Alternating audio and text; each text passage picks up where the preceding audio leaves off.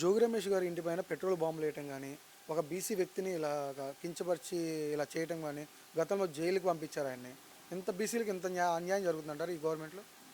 బీసీలకి అన్యాయం చేస్తుందే, చేశారు, ఇదివరకు కూడా చేశారు. ఇప్పుడు కూడా అన్యాయం చేస్తుంది చంద్రబాబు నాయుడు గారి. ఒక బీసీ మహిళగా నేను కూడా చాలా బాధపడుతున్నా. ఎందుకంటే బీసీలు అంటే ఆయనకి అంత చులకనగా ఉందా? అంటే మేము చెట్లెక్కి కళ్ళు గీస్తామే అనుకుంటున్నారేమో చంద్రబాబు నాయుడు గారు. మేము చెట్లెక్కి కళ్ళు గీసేటప్పుడు కత్తిని కూడా నూరుతాం, అది గుర్తుపెట్టుకోండి.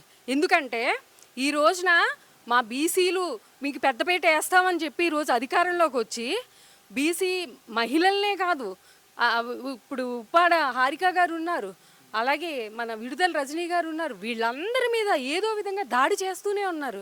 అంటే బీసీలు ఏం చేయలేరు అని మీకు అంత చులకన అయిపోయామా?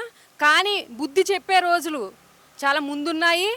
బీసీలకు పెద్దపేట వేస్తానని ఎలా వచ్చావో అంతే విధంగా మిమ్మల్ని గద్దె దింపే రోజులు ముందున్నాయి. కానీ ఇదే బీసీలు చంద్రబాబు నాయుడు గారికి 70% ఓట్లు వేశారు. కానీ ఇలానే బీసీలకి మళ్ళీ బీసీలకి ఇలా చేయడం ఎలా చూస్తారు? అంటే బీసీ మంత్రిని కూడా, మాజీ మంత్రిని కూడా దాడులు చేశారు చిలకలూరుపేటలో.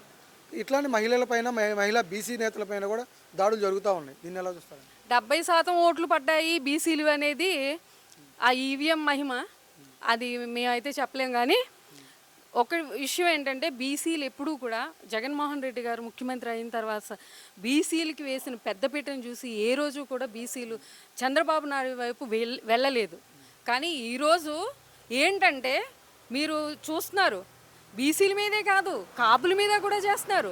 వాళ్ళ మీదే కాదు, సొంత సామాజిక వర్గం చంద్రబాబు నాయుడు గారు సొంత సామాజిక వర్గం ఏదైతే కమ్మ సామాజిక వర్గం ఉందో, పాపం దాంట్లో చంద్రబాబు నాయుడు గారికి వ్యతిరేకంగా మాట్లాడుతున్నా కూడా వాళ్ళ మీద కూడా దాడి చేస్తున్నారు.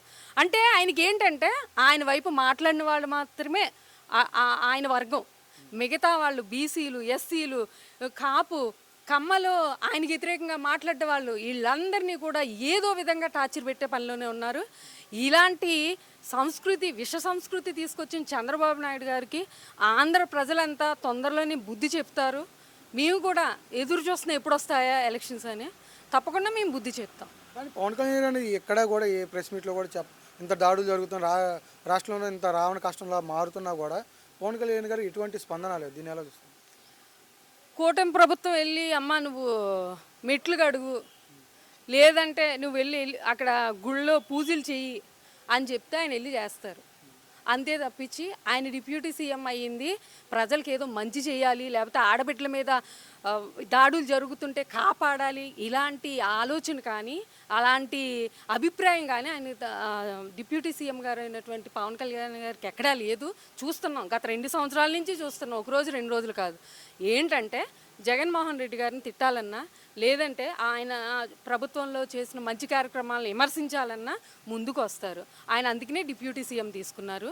అందుకు ఏంటంటే మేము సిగ్గుపడుతున్నాం మహిళలుగా. ఎందుకంటే మహిళల్ని ఎవరన్నా ఏదన్నా అంటే తోలు తీస్తా, తాడు తీస్తా, ఒక్కటి కాదు చెప్పారు. అయ్యో నిజమేనేమో, ఏమో తీసేస్తారేమో అనుకుని మేము అనుకున్నాం. ఏమీ లేదు ఇక్కడ.